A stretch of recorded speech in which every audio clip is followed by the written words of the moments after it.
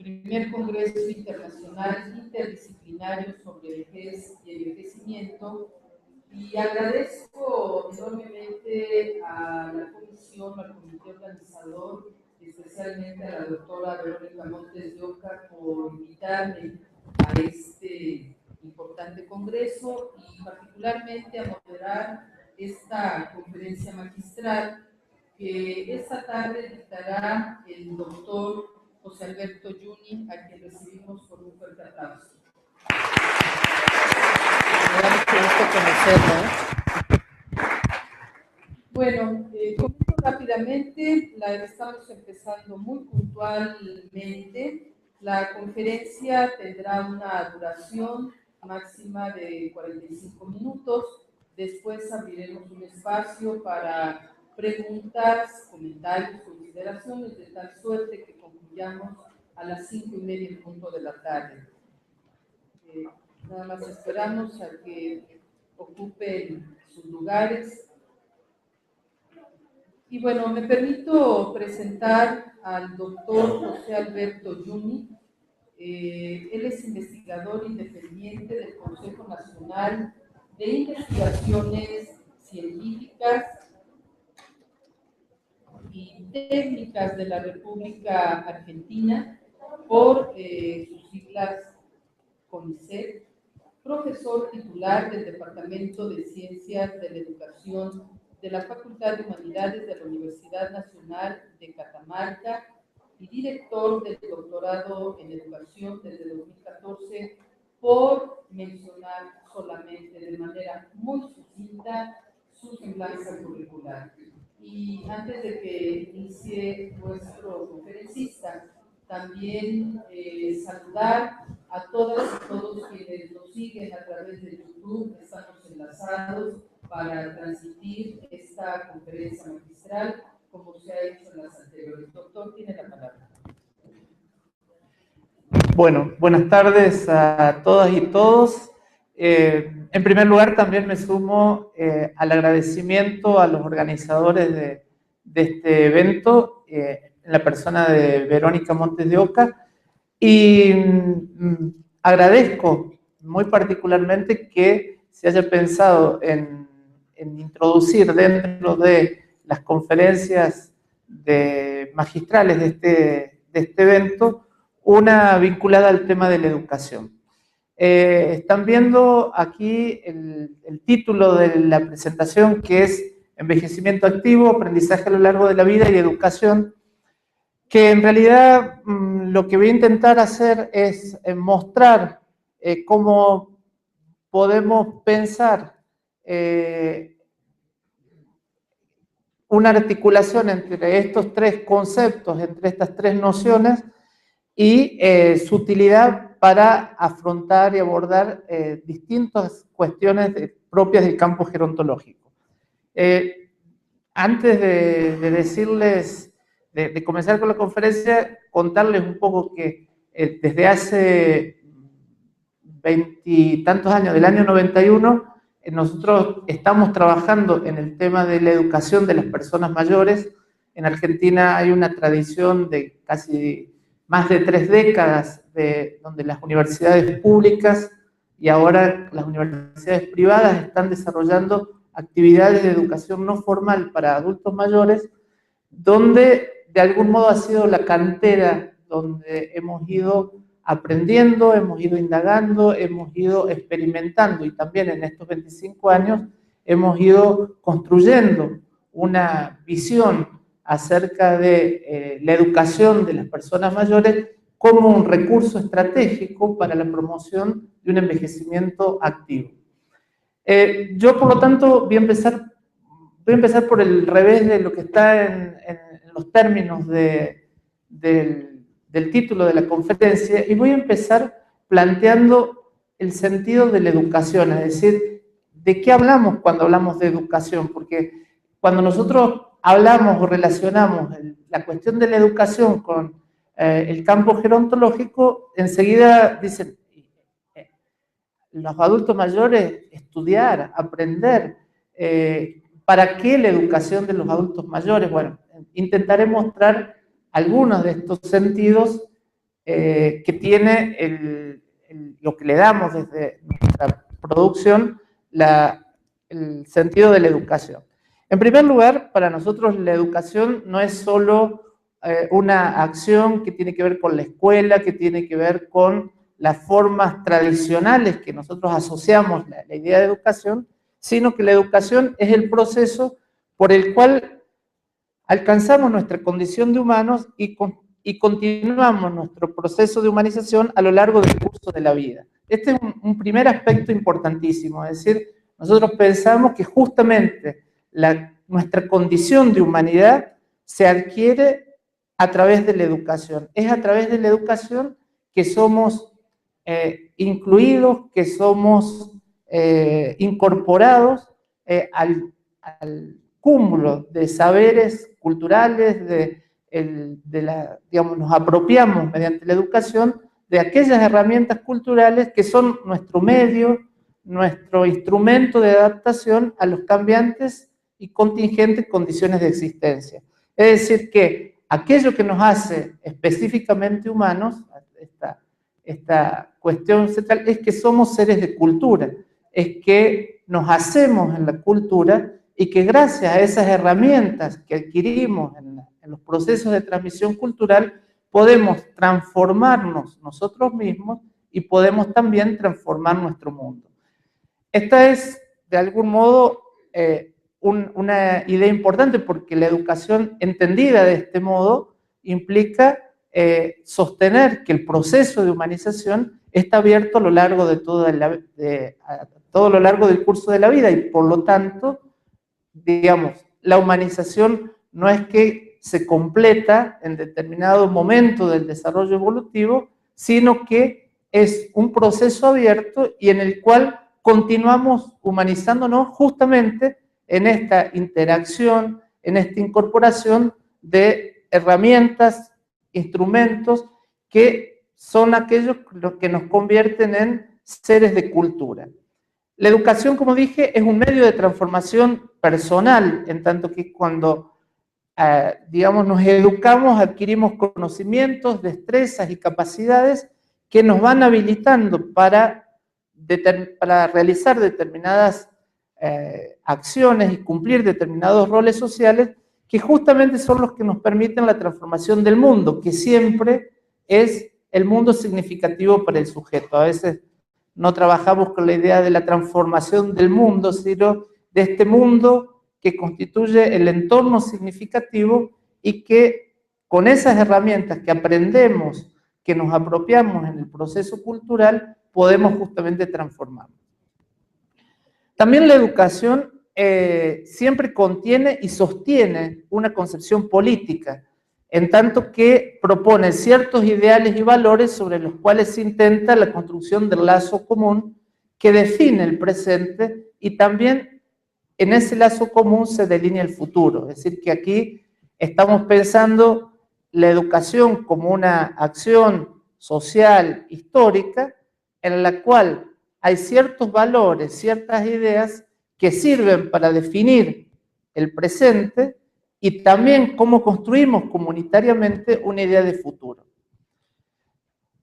La otra idea que me parecía importante dejar sentada era que en tanto práctica sociopolítica podemos pensar la educación como un instrumento para normativizar o para normalizar a las personas en todas las edades o como un medio de afianzamiento, de creación cultural y colectiva que facilite la emergencia de lo diverso, lo heterogéneo y lo múltiple. Aquí se juegan en estas concepciones, digamos, aquí estoy trabajando la antinomia entre una concepción que pretende normatizarnos, normalizarnos, o una educación que promueva la diversidad, que promueva justamente la emergencia de distintas expresiones de esta humanidad que formamos. La educación, sin embargo, aquí estoy hablando entonces de la educación en un sentido primero más general, luego aquí lo he planteado en un sentido sociopolítico, pero la educación como valor, como ideal social, se materializa en instituciones, que son las que reciben el mandato, el encargo social de poder efectivizar en cada momento histórico ciertos ideales culturales, ciertos ideales sociales. Y estas instituciones que representan el cambio social son las que intermedian, digamos, hacen intermediario entre el sujeto individual y la sociedad, que queda, digamos, siempre es algo abstracto, pero en esos dispositivos, en esos artefactos culturales que inventamos para educar, es justamente donde se fabrican subjetividades e identidades. Estas ideas de la educación no son solo para referirnos a la educación de las personas mayores, sino que es una idea más amplia que justamente después, pensado en la perspectiva del curso de la vida, nos permiten sostener por qué necesitamos hablar o por qué tenemos que atender o por qué tenemos que diseñar acciones, políticas, programas, donde la educación sea uno de los componentes principales, una de las estrategias fundamentales para poder alcanzar estas otras metas políticas que están planteadas en el concepto o la idea de envejecimiento activo. ¿Por qué relacionar entonces la educación y la vejez? Si en realidad pareciera que por lo menos en los imaginarios sociales, la educación es digamos, es esto que recibimos cuando estamos en las etapas formativas, la infancia, la juventud, y luego con esas adquisiciones que hacemos en las edades tempranas de la vida, podemos recorrer todo el curso de la vida. Esta es una idea, de algún modo, que se choca con lo que es hoy la realidad de los procesos socioculturales. Aquí he puesto en primer lugar una idea, porque en realidad estamos en un congreso sobre vejez y envejecimiento, y una de las dificultades que en general, desde el punto de vista epistemológico, se plantea es ponernos de acuerdo de qué hablamos cuando hablamos de vejez. Es decir, hay un problema con la ontología. ¿Cuál es la ontología de la vejez? Esta es un problema interesante para otro seminario, para otras cuestiones, pero en realidad tenemos, digamos, distintos, de acuerdo a cada disciplina, vamos tomando como criterios que nos llevan a definiciones por ahí, no siempre complementarias, o no siempre claras, o no siempre no contradictorias respecto a qué es la vejez, ¿sí? Entonces, de algún modo, ustedes saben que hay muchas culturas, hay un campo de la gerontología que se llama la etnogerontología, que es los estudios antropológicos en la vejez, que trata de estudiar cómo en distintas comunidades, grupos culturales, justamente se significa, hay un sistema de significación de la vejez que tiene que ver con los lenguajes, que tiene que ver con los rituales, etc. Justamente en algún lugar he leído alguna vez que entre una de las comunidades indígenas de la zona de Chiapas no hay términos para designar la vejez, ¿sí? Y que en realidad en muchas culturas indígenas o en muchas culturas, también en algunas culturas del norte de Argentina sucede lo mismo, ¿sí? No hay términos equivalentes para designar la vejez. En este grupo indígena de Chiapas se la designa con una metáfora que es la que pongo en primer lugar. El tiempo que cae sobre la vida que corre, ¿no? Y esta metáfora cultural tiene una profunda significación y un profundo sentido que para los cientistas sociales no me parece pertinente. ¿Por qué? Porque en realidad es compatible con las teorías actuales sobre el curso de la vida, ¿sí? La vida que corre, ¿sí? ¿Y qué es lo que cae sobre la vida que corre? El tiempo. Entonces, el tiempo es el vector en el que se produce el dinamismo de lo vital. No podemos hablar de vejez y envejecimiento si no es justamente en relación al tiempo. Pero el tiempo no es el tiempo, sino que son los tiempos individuales, los tiempos sociales, los tiempos colectivos, los tiempos de la historia, los tiempos de los relojes, los años, los calendarios, pero también los tiempos subjetivos. Son los tiempos que se superponen, de los tiempos vitales que se superponen, el de la familia, el del trabajo, el de la ciudadanía, y también son los entretiempos, es decir, son estas discontinuidades que tiene el tiempo en la experiencia humana, donde nosotros de algún modo estamos desplegando en el curso de la vida, digamos, estamos desplegando, estamos recorriendo, digamos, estos tiempos que nos toca atravesar.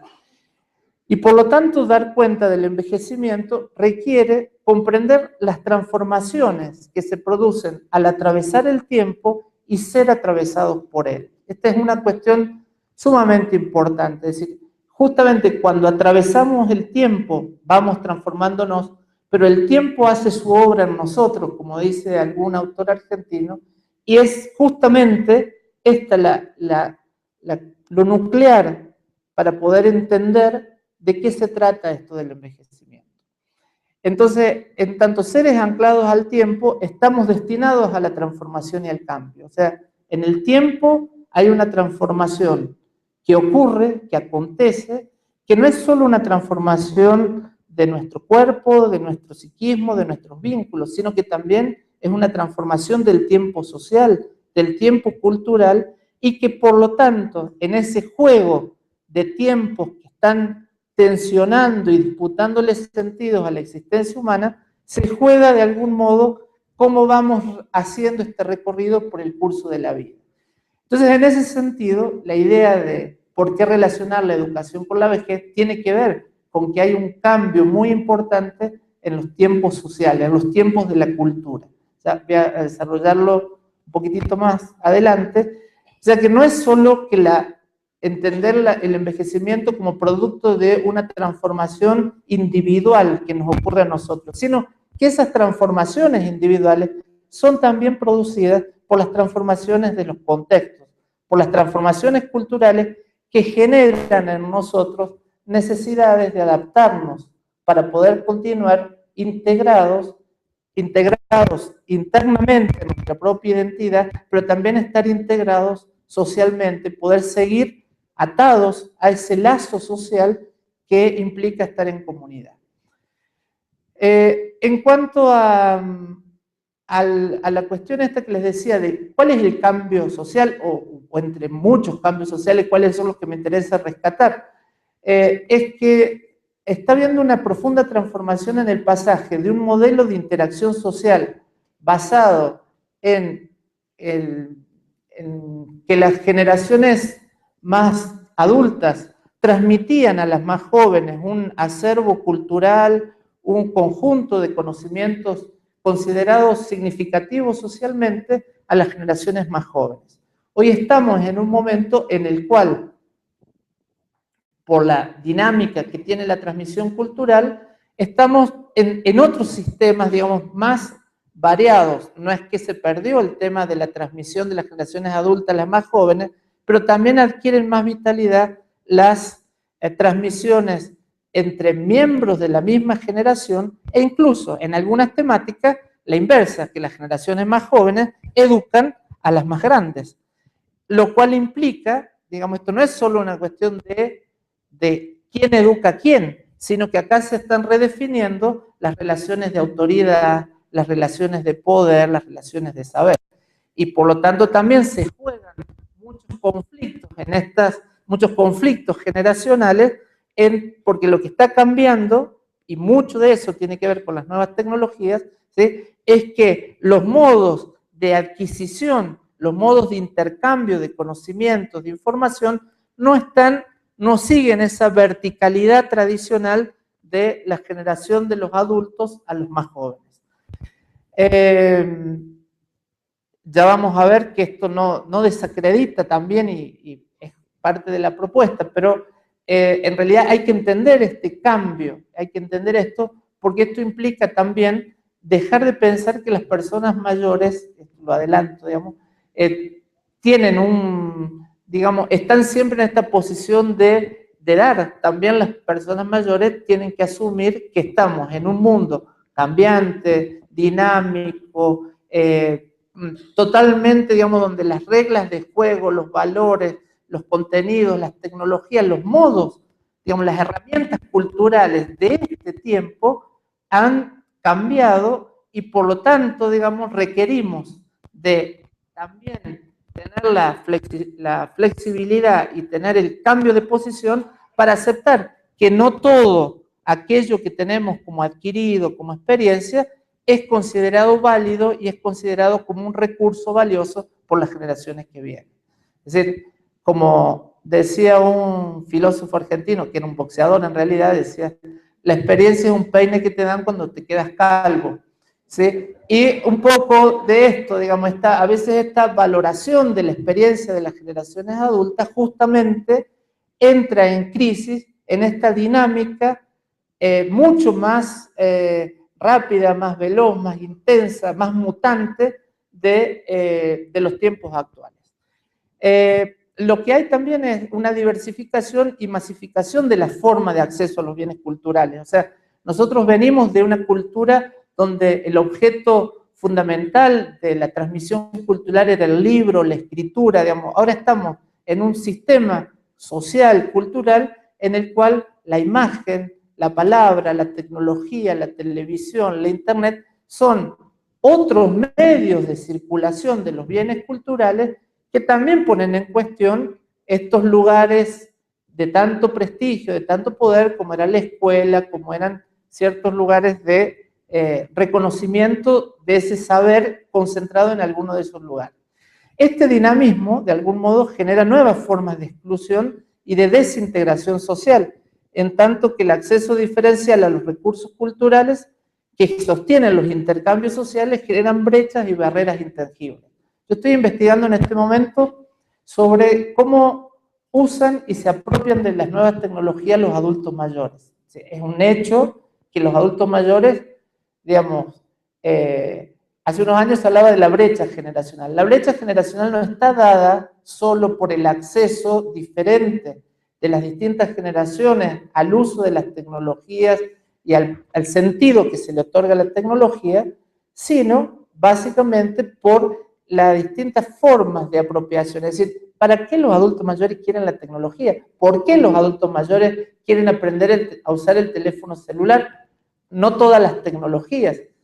Bueno, esta es una pregunta interesante. Fíjense que la mayor parte de los adultos mayores, estamos en una fase inicial del estudio, plantea que quiere aprender sobre las nuevas tecnologías porque sienten vergüenza. Porque sienten vergüenza de no poder, sienten vergüenza en dos sentidos, de que sus nietos puedan usar los teléfonos, puedan sacar fotos, aún en muchos casos sin estar alfabetizados, saben usar los dispositivos, saben usar los juegos, es decir, y también con el sentido de cómo este no acceso a este lenguaje de las tecnologías impide la comunicación. Por ejemplo, en el uso de las redes sociales pasa lo contrario, en el uso estratégico que hacen los adultos mayores, que aparece que, por ejemplo, muchos usan las redes sociales, Facebook y esto, para saber acerca de sus nietos, para poder acceder a esto que se ha perdido quizás de la comunicación, el intercambio cara a cara, de cómo mirando de qué hablan los nietos en el Facebook, qué hacen, qué comunican, qué publican, pueden tener elementos para poder nutrir el diálogo. Entonces, aquí lo que estamos viendo es que ver el valor de esto intangible, que es lo cultural, que son los recursos culturales, los conocimientos, el valor que tienen estos recursos intangibles para poder justamente favorecer la integración y la interacción de los adultos mayores. La otra cuestión, ya lo he dicho, que el capital cultural, que es mucho, que es importante, y que también esto lo quiero matizar. Yo trabajo en distintos contextos sociales, en las zonas rurales, en las zonas donde los adultos mayores, digamos, no tienen acceso por ahí a las tecnologías y por ahí su propio curso de la vida tiene otra configuración, no se observa una destitución tan fuerte de este lugar del adulto mayor. ¿Por qué? Porque justamente estos recursos culturales, este capital cultural que poseen los viejos, cómo orientarse, cómo leer los signos de la naturaleza, cómo desarrollar determinadas actividades productivas, cómo sostener determinados sistemas comunales, ¿sí? Esto se mantiene y le da un lugar de poder al viejo. Incluso en un trabajo que hemos hecho con una tesista sobre el envejecimiento en zonas rurales, aún, fíjense que aún en el caso de adultos mayores, cuando un adulto mayor se demencia, culturalmente no se le otorga a la demencia un sentido negativo, porque se plantea que en ese momento el adulto mayor está en un estado intermedio entre, digamos, puede, lo dicen, lo voy a decir, pueden comunicarse con las almitas, pueden, y por lo tanto, están como en un estado de santidad, por decirlo de algún modo, ¿sí? Les llaman los abuelitos, las pasitas, es decir, los modos de representar la vejez frágil, donde son cuidados y donde aún en ese estado justamente se los toca para pedir bendición, se los toca para adquirir gracia, porque se los considera no como que están, digamos, en un lugar de un margen al que hay que expulsarlo de no lugar, sino que tienen un valor simbólico en tanto que representan este contacto con lo trascendente, con el mundo de las almas, y que, digamos, los hace dignos de valor. En las ciudades pasa un poco distinto, es decir, aquí tenemos una cuestión que estoy planteando que es muy importante porque muchos de los problemas del envejecimiento tienen que ver o se definen de otro modo según el contexto social, el contexto cultural, y el envejecimiento es mayormente un gran problema en los centros urbanos, donde, digamos, no voy a entrar en eso. En definitiva, es que el reloj me apura a mí el tiempo. En definitiva, digamos, ¿qué estamos planteando? Que entonces, ¿por qué necesitamos relacionar educación y vejez? Porque el cambio social desactualiza, el cambio social deja fuera de estos sistemas de intercambio y, por lo tanto, actualizarse es una necesidad vital para mantener la competencia. Es decir, hay que actualizarse y para actualizarse hay que ponerse a estudiar, hay que estar dispuesto a aprender y ya voy a volver sobre eso. La educación también, en el plano personal, es un espacio transicional que contribuye a afianzar la autonomía del adulto mayor. Nosotros, quizás muchos, veo aquí mucha gente joven o de la mediana edad, ¿sí? No dimensionamos muchas veces lo que es la experiencia subjetiva del envejecer. Una señora en una encuesta, cuando le preguntamos qué representa el aprendizaje en este momento de su vida, nos dice, el aprendizaje es un rayo de luz cálida que penetra en una habitación oscura. Fíjense qué forma de entender, de hacernos entender una cuestión fundamental, que en el envejecimiento nosotros hablamos mucho de compensar las ganancias y pérdidas, etcétera, etcétera, pero hay que encontrar situaciones, hacer experiencias personales que realmente sean vividas como una gratificación, como una ganancia. La posibilidad de aprender, la posibilidad de incorporar algo nuevo, de saber que hay una transformación que se ha hecho, es fundamental para afianzar esto de que a pesar de la edad, los achaques, las limitaciones, hay algo de mí que continúa desplegándose, hay algo de mi potencial que todavía queda por desarrollar. Y esta es una experiencia subjetiva, yo le diría casi intransferible. Solamente, casi intransferible, ¿por qué? Porque para nosotros es normal, es necesario para mantenernos en el sistema social. Ahora, cuando una persona va sintiendo la fragilización, el debilitamiento, la reducción de las redes sociales, experimentar que hay algo de sí que se despliega, que hay algo de sí que, digamos, se enriquece, es una experiencia fundamental que apuntala, ¿sí?, la autonomía del sujeto frente a las amenazas, entre comillas, reales o imaginarias de los avatares de la vejez.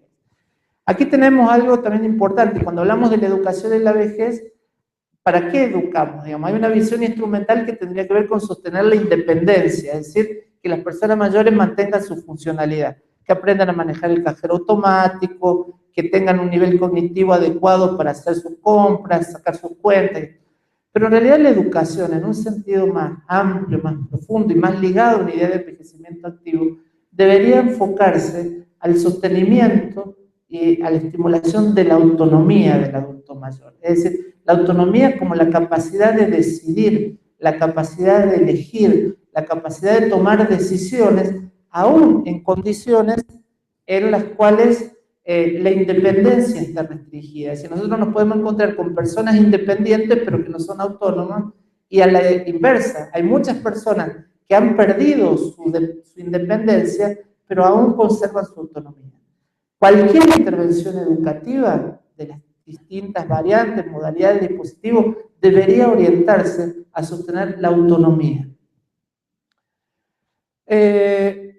La experiencia transformadora de la educación, es decir, cuando nosotros estamos trabajando sobre la idea de que la educación no es solo adquirir conocimiento, no es agregar a algún lugar de la cabeza información, sino que ese conocimiento se transforme en saber, digamos, que haya una metabolización de ese conocimiento y que ese conocimiento sirva para resolver las situaciones de las propias condiciones de la existencia anclado en el momento histórico.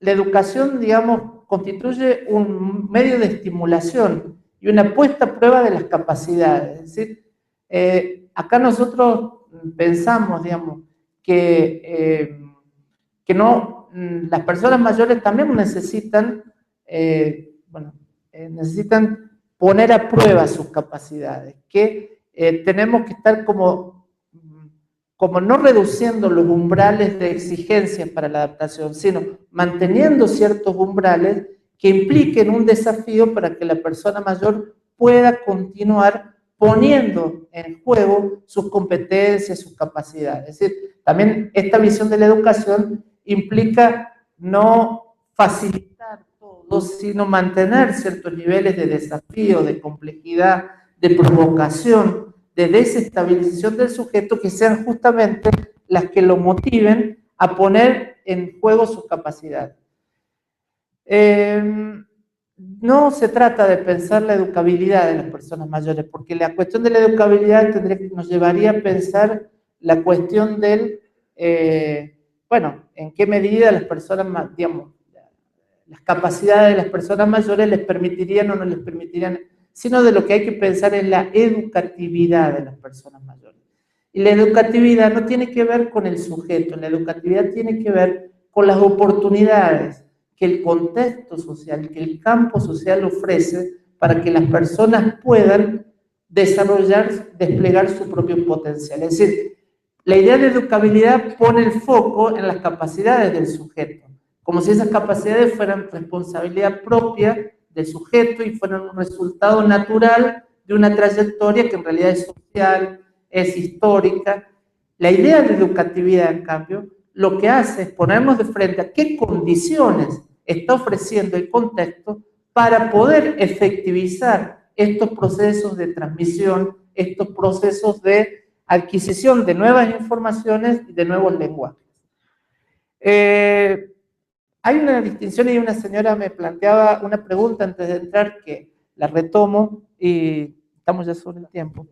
Bien, trato de resumir. Pero que generalmente se hace una distinción entre la educación instrumental y la educación expresiva. La educación instrumental tendría que ver con una educación que sirva para, digamos, un tipo de enfoque pragmático de la educación. Y pareciera como que esto nos llevaría entonces a focalizar esto de mantener determinados tipos, hacer, no sé, pongo una idea, hacer un curso de cómo operar en un cajero automático, ¿sí? Cómo aprender a hacer determinada cuestión.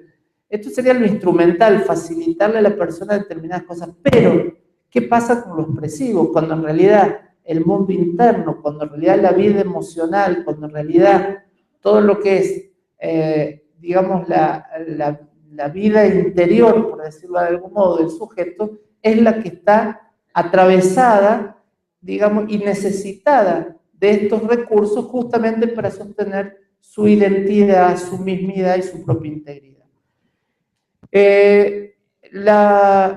La otra cuestión que quería decir es que no podemos hablar de la educación en singular, así como no podemos hablar de la vejez en singular. Justamente hay múltiples estándares del envejecimiento dados por las distintas articulaciones del género, la clase social, la condición de vida, los estilos de vida, al nivel de capacidad funcional del sujeto, que requieren que entonces haya que pensar la educación desde una visión múltiple, desde distintos formatos, distintas orientaciones, distintos propósitos de intervención que apunten a sostener de algún modo y, digamos, que impliquen disponer de estrategias metodológicas adecuadas al capital cultural, las trayectorias y las matrices de aprendizaje y a los modos subjetivos de posicionarse frente al aprendizaje. Aquí voy a ir súper rápido sobre la idea final, que es, bueno, todos hemos escuchado aquí, por eso no voy a hacer mucha mención, de que se habla del envejecimiento activo. El envejecimiento activo es un concepto de tipo político, opera como un ideal cultural muy criticado por algunas líneas, muy criticado desde algunas corrientes gerontológicas, entre las que yo por ahí adhiero en parte, en el sentido de que a veces la idea del envejecimiento activo supone una forma, un ideal que intenta normativizar la vejez, que pone un ideal de la vejez activa que a veces se la confunde con el activismo, con el hacer, con cierta cuestión que no registra de algún modo la real realidad del envejecimiento. ¿Ya? No puedo avanzar mucho en esto. Pero fíjense que es interesante porque plantea que el envejecimiento activo es el proceso de optimización de las oportunidades. Fíjense, de las oportunidades. Sabemos mucho sobre los factores de riesgo, sabemos bastante sobre los factores protectores, pero tenemos muy poco trabajo sobre cuáles son los factores de oportunidad que van a contrarrestar los efectos deleterios de los factores de riesgo de cierta corriente. Esto no lo puede hacer el sujeto, es justamente el contexto, es justamente la sociedad, las políticas, las que tienen que inventar estos medios, estos artefactos, estos dispositivos para que ocurra ese proceso de optimización. Permite a las personas realizar su potencial de bienestar. Fíjense qué interesante, porque esto implica decir que en los viejos hay un potencial que todavía está por ser desarrollado. Y esto tampoco es parte de un trabajo de elaboración meramente subjetivo. Acá se requiere el concurso, la intervención del apoyo de estos dispositivos institucionales que van a sostener este trabajo de despliegue. También participar en la sociedad de acuerdo con sus necesidades mientras que se les proporciona protección, seguridad y cuidados adecuados. Yo creo que en realidad los espacios educativos tienen que funcionar como pequeños laboratorios sociales. Hablamos mucho de la participación de los adultos mayores, pero justamente si las metodologías que utilizamos no son participativas, si no damos la voz a las personas mayores, si no compartimos el poder, en realidad corremos el riesgo de tener un discurso que sostiene el empoderamiento, pero por otro lado, nuestras prácticas gerontológicas, nuestras prácticas de intervención, hacen una tutela del adulto mayor, lo cual implica que ellos tampoco se puedan encontrar con sus deseos, con sus necesidades, sino con los que nosotros, desde nuestra visión acerca de cómo debe ser el envejecimiento exitoso, activo, le proponemos y los embarcamos en esto. Bien. Por último, en los últimos años, paralelo la Asamblea Mundial del Envejecimiento retoma la cuestión de la idea de aprendizaje a lo largo de la vida, ¿sí? Que hay un cambio de perspectiva muy sutil, pero muy importante en términos de política. En la década de los 70 apareció el concepto de educación permanente, con esta idea entonces de que no bastaba educarse en las edades tempranas, sino que justamente la sociedad del conocimiento, como se decía en ese momento, nos obligaba a un proceso tanto de la educación formal, no formal e informal, a sostener la educación permanente. Este cambio en la matriz sociocultural nos confronta con que ya no se trata de garantizar una educación permanente, sino lo que hay que formar, habilitar a las personas de todas las edades es para el aprendizaje permanente.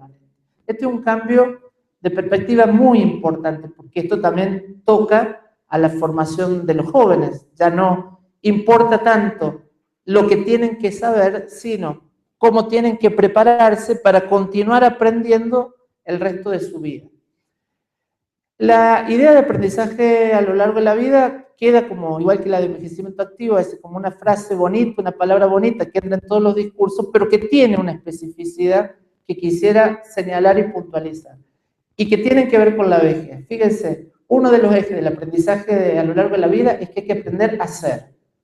Es decir, que esto supone una educación que nos permita desarrollar, sostener nuestra identidad y nuestro desarrollo personal a lo largo de la vida. Aprender a aprender, ¿sí? Mantener, estimular y potenciar capacidades y competencias, aprender a convivir y estar con otros. Aquí hay una dimensión donde el aprendizaje implica habilitarse para la integración, para la interacción y para la ciudadanía. Y aprender a ser, que implica promover, sostener y valorar las múltiples formas de productividad y de realización de la generatividad. Es decir, esta idea de el aprender a ser no tiene que ver solamente con aprender a ser para tener un empleo, un trabajo, sino que hay aprender a hacer otros productos sociales que tengan un valor social significativo y que hay muchas formas de productividad que después podemos aclarar. Bien, cierro. Delicia, sí. 3 minutos. Bien, algunos desafíos. Estos desafíos estratégicos que he planteado también tienen que ver con ubicar esto de la vejez y el envejecimiento en una perspectiva crítica, que la vejez y el envejecimiento también se está convirtiendo en una industria. Digamos, hay un proceso muy importante en las sociedades, digamos, capitalistas, en las sociedades en las cuales nos movemos nosotros, que es el de la mercantilización de la vejez.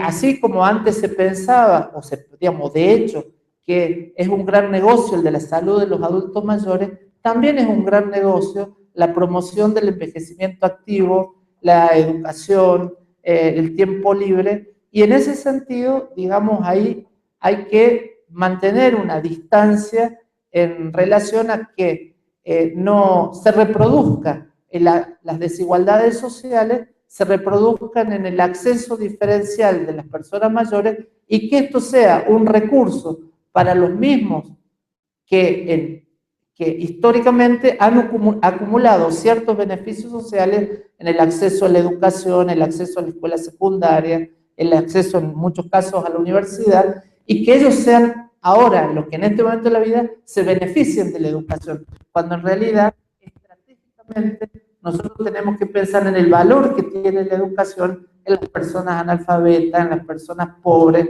en las personas que están en una condición, digamos, cuya trayectoria ha estado definida por una condición de vulnerabilidad social.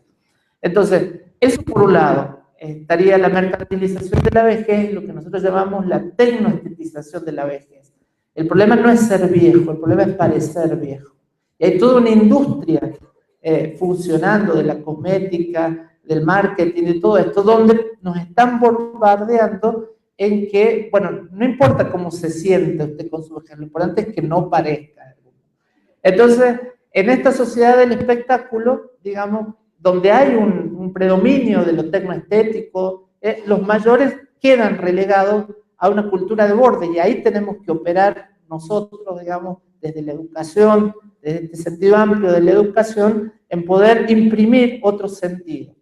La educación, ¿a qué puede contribuir? A que los mayores adquieran visibilidad y recuperen su voz, muchas veces apropiadas por los gestores de sus derechos. Reconocerse como sujetos de derechos. Este es un tema muy importante. Abandonar las actitudes de ayudar a las personas mayores a que abandonen las actitudes de victimización y demanda de sobreprotección y tutela. Es decir, a veces lo vemos como una crítica de cómo funcionan las familias, las instituciones, pero también es una posición del adulto mayor respecto a no poder también interpretar y leer las transformaciones de la familia, del trabajo, que desarticulan este mundo imaginado de que iba a ser cuidado como él cuidó a sus padres. Y entonces todo esto que entra en juego, digamos, la educación puede contribuir a ubicar, a poner de algún modo en perspectiva estas cuestiones. No sobreactuar las exigencias de actualización. Uno ve que por ahí con esta idea del envejecimiento activo, el envejecimiento saludable, los viejos andan como locos, digamos, ¿sí? Este día tengo esto, están, digamos, como los niños, ¿no? ¿Sí? Que van a la escuela, que tienen esto, que tienen aquello, es decir, esta idea de que si me paro, me pongo viejo. Esta es una cosa con la cual la educación tiene que poder contribuir para que haya un envejecimiento saludable a de algún modo a desacomodar, a reubicar estas prácticas que no son justamente las que conducen a un envejecimiento saludable. Abandonar la actitud de consumidor pasivo y reconocerse como productores culturales. Esto me parece fundamental, pensar que la educación no es solo recibir información, sino esa información es un elemento que nos puede permitir encontrar otros roles sociales a través del voluntariado, a través de distintas formas, pero reconocer que justamente hay una producción social y una producción cultural en la cual, mediante la adquisición de las herramientas adecuadas y la participación en entornos que propicien esto, el adulto mayor puede testimoniar su aporte a la vida social. Es decir, puede continuar no solo consumiendo, sino produciendo. Ya, puedo poner algunos ejemplos. El adulto mayor tiene que encarnar una promesa de trascendencia social individual. En estos días he escuchado mucho que se habla que el adulto, de la educación de las otras generaciones, como si enseñar contenido en las escuelas o esto sirviera como para cambiar ciertos componentes, cuando en realidad cuando estos chicos lleguen a viejos el mundo va a ser otro, la vejez va a ser otra. Yo creo que lo que hay que plantear es que justamente cuando las generaciones más jóvenes vean adultos mayores activos, participativos, comprometidos con su comunidad, en ese juego, digamos, aprendientes, flexibles, dispuestos a dialogar, a interactuar, en ese contacto intergeneracional, no hace falta hacer cursos sobre cómo envejecer, sino que los adultos mayores testimonien encarnan esta promesa de trascendencia social e individual. Promover una ética de la solidaridad y el compromiso, construyendo un nuevo pacto de justicia y equidad intergeneracional. A veces nosotros miramos mucho, cada grupo generacional mira a los jóvenes, los niños y reclama para sí. Y en realidad hace falta pensar en la crisis del trabajo, en la crisis de la familia, en la crisis de las instituciones, que lo que está, la crisis de las pensiones, hace falta pensar en términos de renovar un pacto de equidad intergeneracional. Bueno, en definitiva, uno de los desafíos fundamentales es dejar de ser espectadores silenciosos del simulacro de la vejez y convertirse en protagonistas y guionistas de una historia que sea capaz de ilusionarnos y combatir la forma de discriminación y viejismo. Es decir, en la medida que nosotros podamos ofrecer mediante la educación estas alternativas, estos espacios para que los sujetos puedan desplegar su potencial, ¿sí? La vejez también dejará de ser un territorio donde no hay proyecto, donde no hay ilusión, donde no hay gratificación. Podemos pensar en el futuro, como de hecho ya hay hace 25 años cuando se hablaba de educación de la vejez, yo me decía, ¿para qué? Si ya lo que viene es la muerte. Hoy en día está totalmente institucionalizado, aceptado en el imaginario social, que cuando uno se jubila o antes de jubilarse, voy a aprender, voy a hacer cosas, que me quedan cosas digamos, y esto es un cambio que en 20, 25 años, pensar que una persona mayor tiene que aprender, no que pueda aprender, tiene que aprender, es un cambio cultural muy importante. Y este cambio se va a acentuar, no lo dudo, y también por eso no podemos pensar en una estrategia para promover el envejecimiento activo, tanto en personas saludables como en personas con limitaciones en sus capacidades funcionales, físicas, mentales, sino es justamente revalorizando que todas estas intervenciones tienen un carácter educativo. Corto aquí porque quedan 2 minutos para preguntas. Gracias por su atención.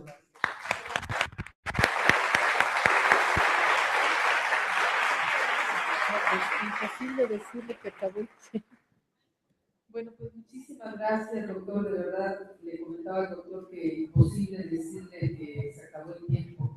Quisiéramos de verdad escucharle mucho tiempo más. Aprovechemos estos minutos, tenemos 10 minutos para que formule sus preguntas, sus consideraciones que diríamos fueran muy precisos, concretos, para aprovechar al máximo pues esta retroalimentación con el doctor. Y vamos a ir en orden, así como van las filas. Le propongo, doctor, si estamos de acuerdo, escuchamos 5 preguntas, pasamos a los comentarios y si hubiera otras 5, lo hacemos de esa manera. Por favor, en esta fila tenemos 1, 2. Si me ayudan con el micrófono para que se formulen primero las preguntas o comentarios, pero les pedimos brevedad y ya después le pedimos al doctor sea tan amable de retroalimentar. Adelante, por favor. Aquí tenemos 2. Por favor. Doctor, ¿qué hacer con una sociedad que durante su juventud y adultez desprecia el conocimiento, desprecia la educación, desprecia la capacitación, desprecia el aprendizaje? ¿Cómo, después de todos esos años de hacerlo durante su vida, lo vamos a convencer de que lo necesita hacer durante su vejez?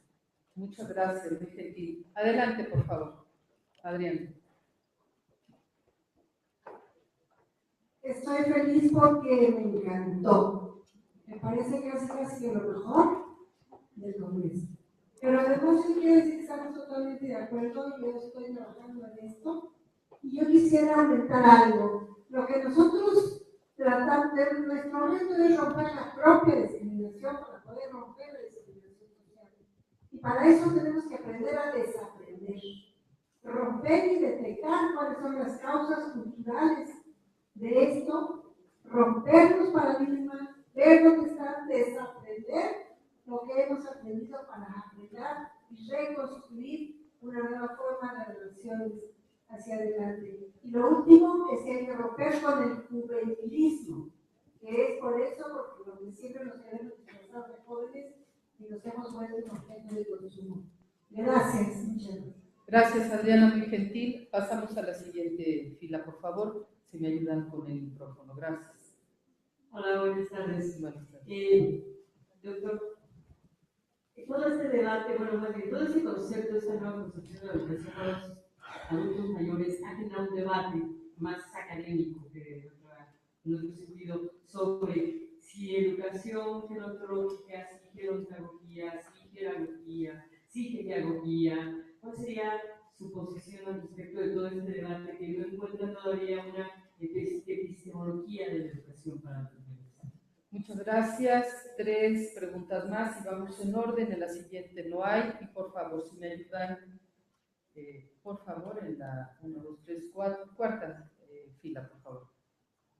Buenas tardes. Buenas tardes. Oí mencionar conflictos de poder entre los que y yo creo que algo que se nos ha olvidado, es la cooperación. Voy a poner un ejemplo y yo creo que valdría la pena para que se pensar en eso. A ver, yo no manejo la tecnología, no sé programación, pero sé tecnología. Entonces hice un guión y unos chavos que son maravillosos programadores lograron hacer un programa muy padre. Entonces yo creo que eso es algo que también deberíamos comentar. Muchísimas gracias. Y en la quinta fila no tenemos. Maestra Graciela Casas, por favor, si es tan amable.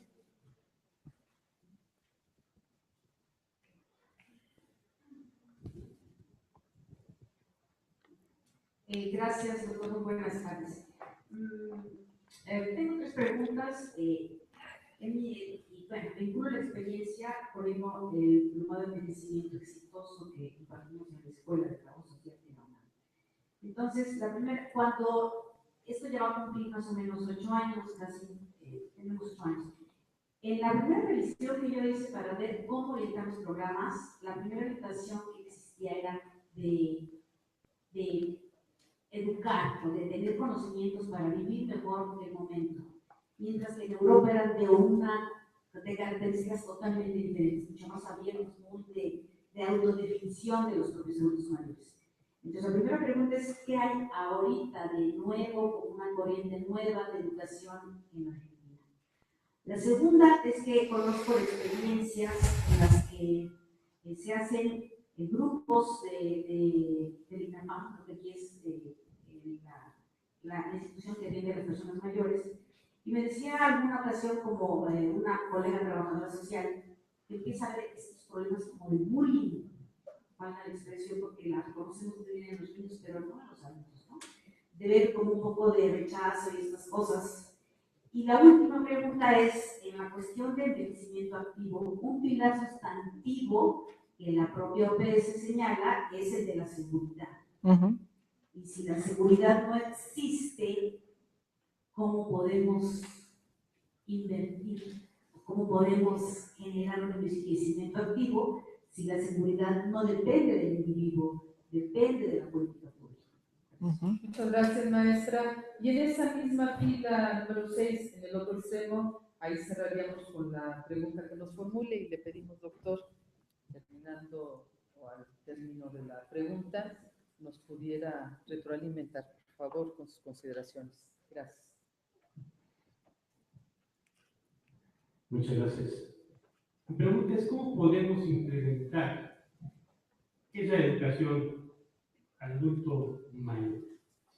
En realidad, yo creo que un adulto se puede ver, el analfabeta que usted decía, en un momento dado que no ha tenido nunca más que una situación de marginación, y aquellos que han tenido la oportunidad de estar en la universidad. Cuando llegan al momento de la jubilación, del que hablábamos, encontramos doctores, maestros, licenciados, jóvenes, viejos, que ya no tienen mercado de trabajo, pero que tienen todavía el conocimiento y la fuerza para poder desarrollar con la experiencia adquirida en beneficio de un área, vamos a decir, de influencia que se pueda tener. Y en este caso, quizás no necesiten tanto el poder aprender nuevamente, sino también compartir el conocimiento. Y es ahí en donde nos encontramos con que los programas de INAPAM para los adultos mayores de 65 años es enseñarles a jugar ajedrez, bailar danzón, pues por el estilo que en realidad pues a lo mejor son muy satisfactorias como un pasatiempo, más no realmente como una actividad. Y en este caso, el hacer este tipo de grupos, tenerlos quizás agremiados para poder llegar a ser un área de influencia social, por esa actividad que él tiene, le puedo poner el caso de un médico pediatra de 75 años, ya no tiene clientela porque los padres son muy jóvenes y no se sienten a gusto con él. Y sin embargo, la experiencia que tiene le puede enseñar al nuevo pediatra cómo salvar la vida de un niño, que muchas veces se pierde por falta de experiencia. Y este tipo de cosas, la discriminación, vamos a decir, que se tiene hacia el adulto, llega a ser no precisamente reconocida por lo que puede dar, sino por la apariencia de la que hablábamos hace un momento. Ahí es entonces en donde pienso yo, ¿cómo podemos implementar un programa de aprendizaje o de entrenamiento a adultos que quizás ya dieron mucho de su conocimiento y experiencia y ahora hacerlos gozar de los últimos años de vida con una calidad y con una participación social? Muchísimas gracias. Bien, muchísimas gracias por las preguntas, que son muy provocadoras todas. Y voy a tratar de ser breve. Bueno, esto que se ha planteado, la primera pregunta, ¿qué hacer con una sociedad que desprecia el aprendizaje? En realidad también creo que nosotros tenemos que afinar por ahí un poco, porque las ideas de aprendizaje, educación, colegio y comercio están como demasiado tenidas de la idea de la escolarización y de la idea del aprendizaje heredada de la matriz de la escolarización.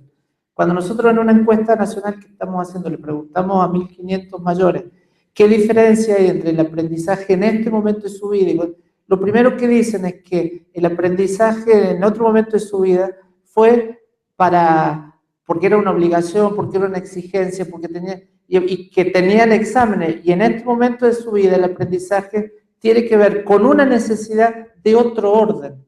No es una necesidad para, digamos, para un desempeño social, para habilitarse socialmente, sino que es una necesidad de otro tipo, de algún modo, y que se aprende. Mucho que dicen las personas que les gustaría ahora aprender, como están aprendiendo ahora, les hubiera gustado aprender cuando eran jóvenes.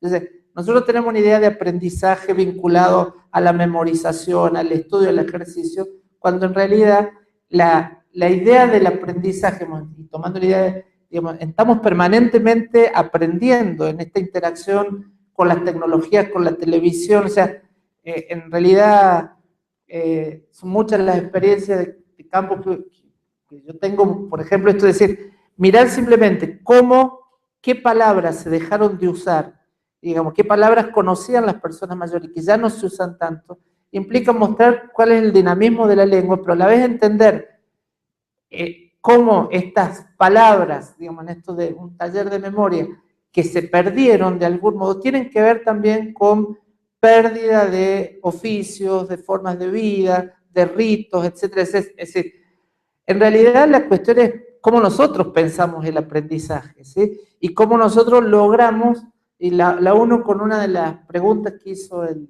último señor, estamos en un tiempo fantástico.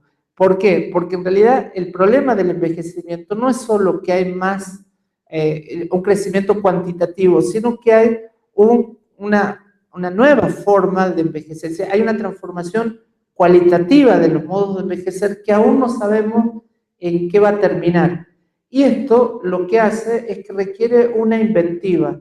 Entonces, mucho de lo que se está haciendo y mucho de lo que queda por hacer tiene que ver qué vamos a ser capaces de inventar como sociedad, como colectivo, como institución, como academia, qué vamos a poder inventar para poder dar lugar a estas formas de envejecimiento que todavía están institucionalizándose. Es decir, el envejecimiento es instituyente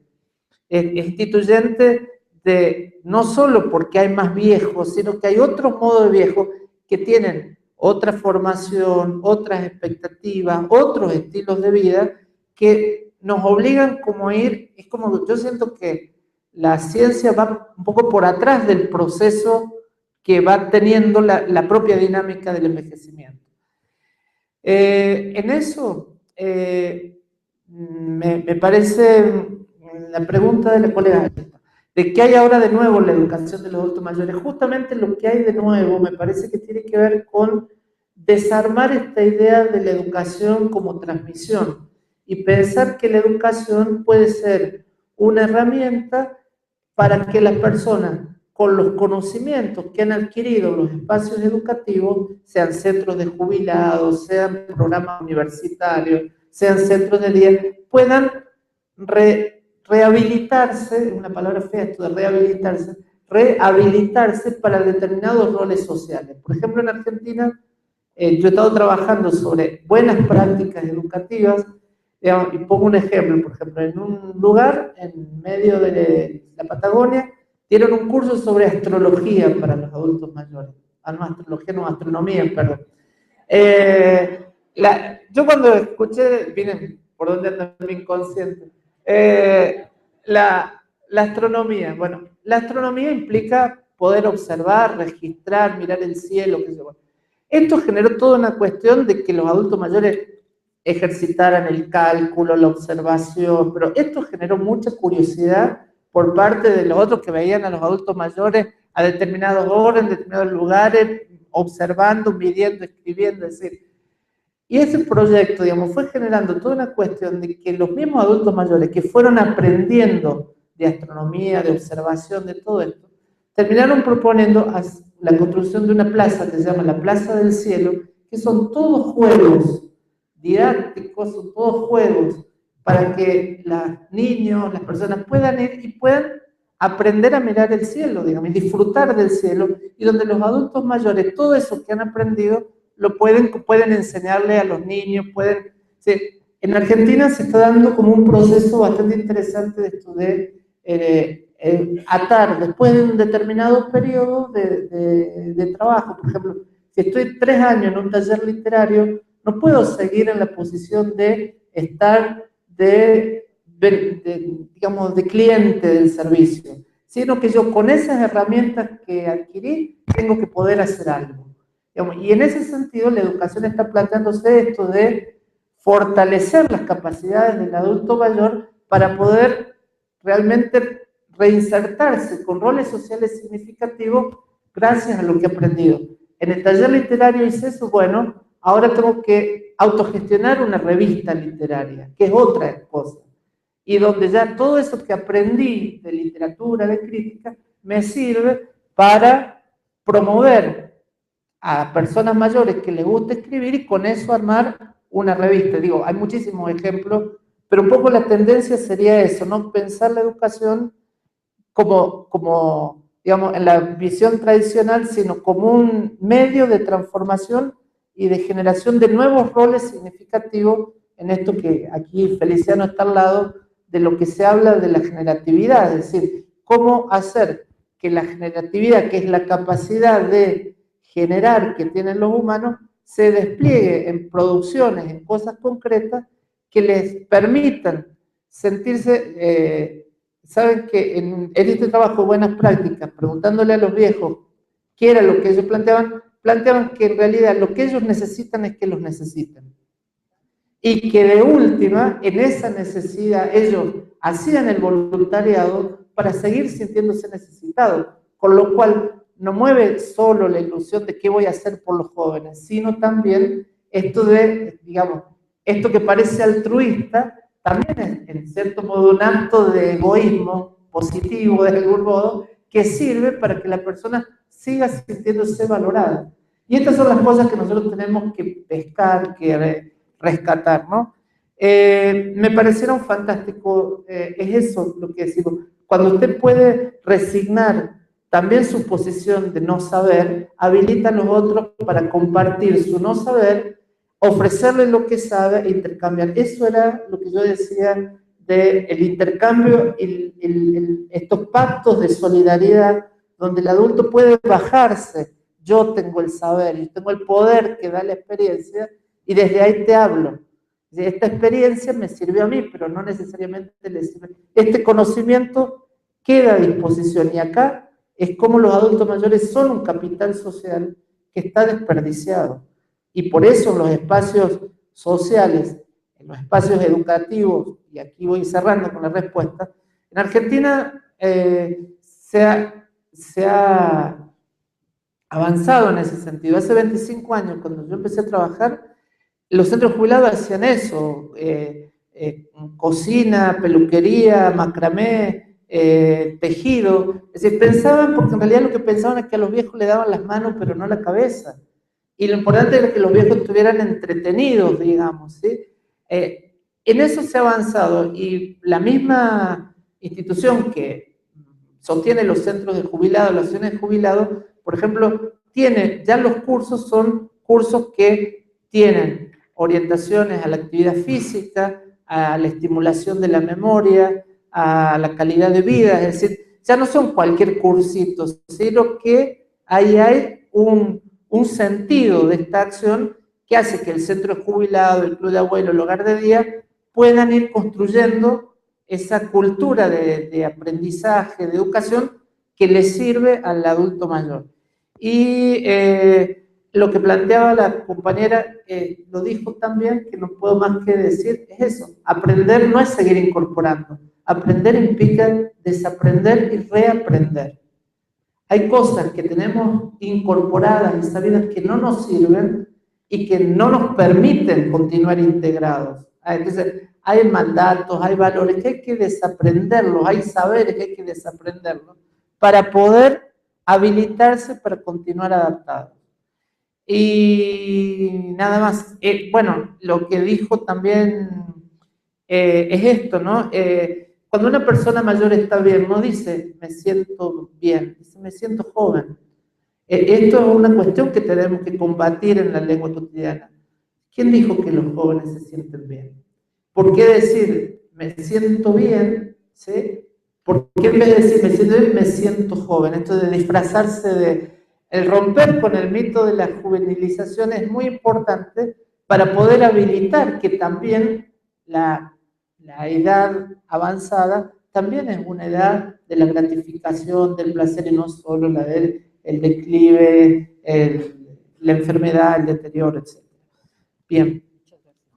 Pues muchísimas gracias, de verdad. Tenemos que continuar con nuestras actividades en este congreso, pero de verdad, doctor, ha sido un enorme honor, placer acompañarle en esta conferencia magistral y, si me permite, vamos a hacer entrega de la constancia que la Universidad Nacional Autónoma de México entrega a usted, doctor José Yuni, por su destacada participación como ponente magistral en este primer Congreso Internacional Interdisciplinario sobre Vejez y Envejecimiento, con sede en esta preciosa unidad de posgrado de nuestra universidad y realizado este junio de 2015.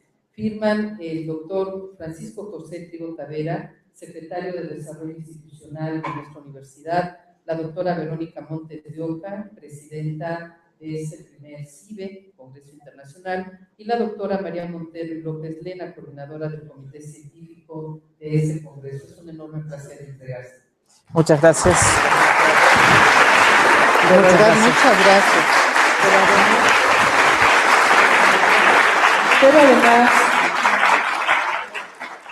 además también hacemos entrega de esa medalla conmemorativa Ciudad Universitaria, Patrimonio Cultural de la Humanidad. Con mucho gusto, doctor.